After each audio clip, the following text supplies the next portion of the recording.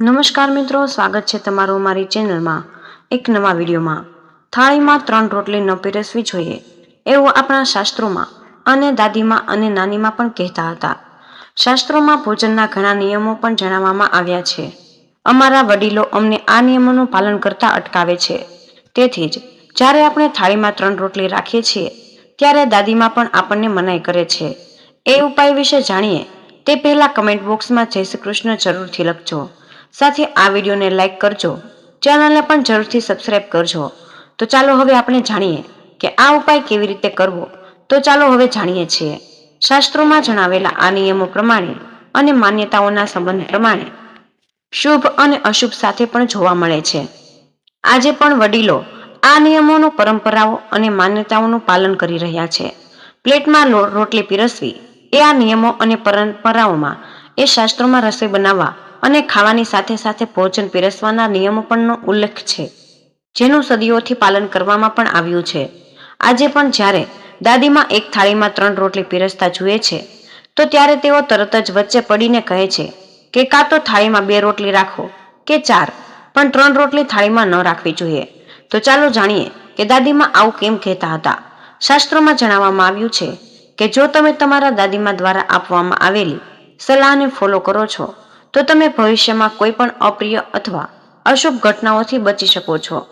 દાદીમાના આ શબ્દોમાં પરિવારની સુખાકારી છુપાયેલી હતી। તો ચાલો જાણીએ કે ભોજનમાં 3 રોટલી શા માટે નથી આપવામાં આવતી। એક થાળીમાં 3 રોટલી કેમ ના પીરસવી જોઈએ। તો શાસ્ત્રોમાં એવો ઉલ્લેખ અને આ નિયમો આજે પણ ઘણા ઘરોમાં અનુસરવામાં આવે છે અને લોકો એક થાળીમાં 3 રોટલી પીરસતા નથી।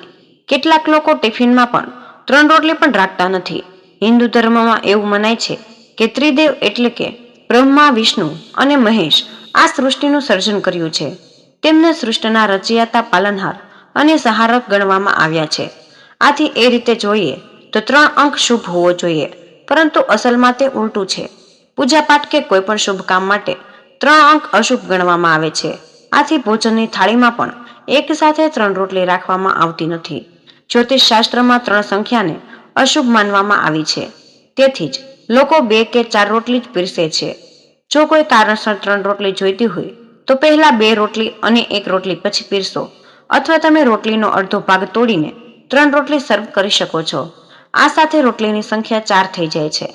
આ માન્યતા પ્રાચીન સમયથી પ્રચલિત છે અને આજે પણ લોકો તેને કોઈ કારણ વગર માનતા જ રહે છે।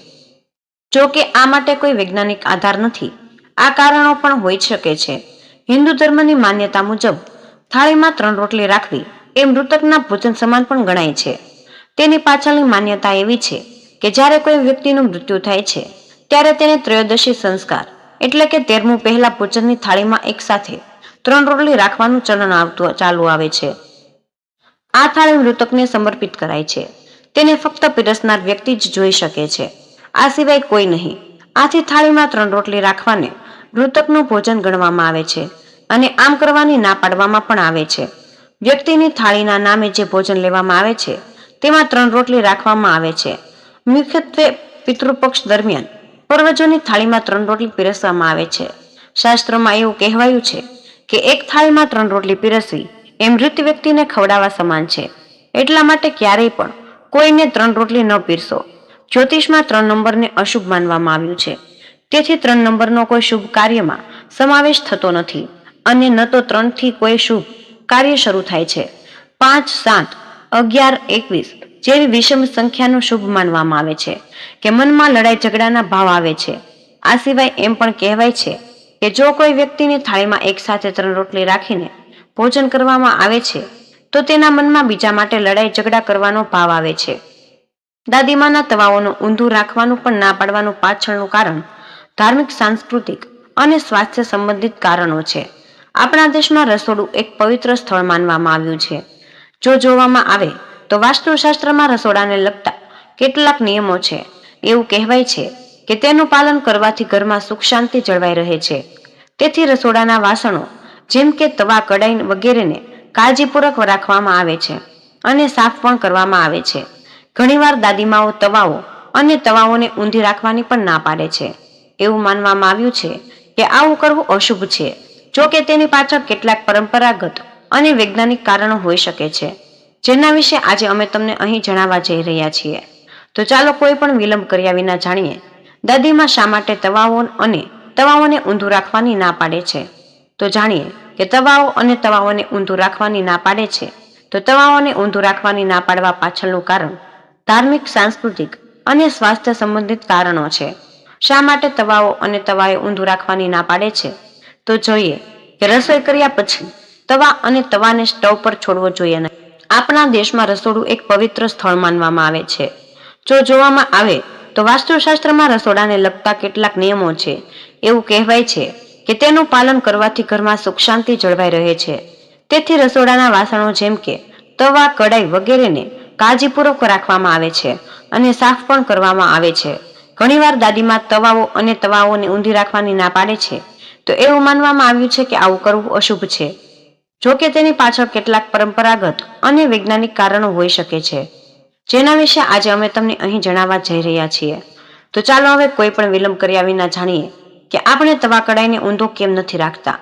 રાહુ ગ્રહ સાથે સંબંધિત માનવામાં આવતા હોવાથી આ બંને વાસણોની જાળવણીમાં સાવચેતી રાખવી જરૂરી હોય છે.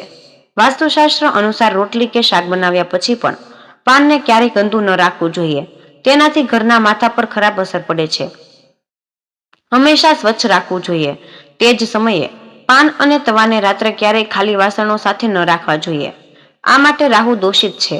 રસોઈ કર્યા પછી પણ તવા અને તવાને સ્ટવ પર છોડવા ન જોઈએ. તેના બદલે કામ પૂરું થયા પછી પણ તેને સ્ટવની જમણી બાજુએ રાખવું જોઈએ. તે જ સમયે તીક્ષ્ણ ચીજ વસ્તુઓથી ઘસીને તવા અને તવાને સાફ કરવું જોઈએ.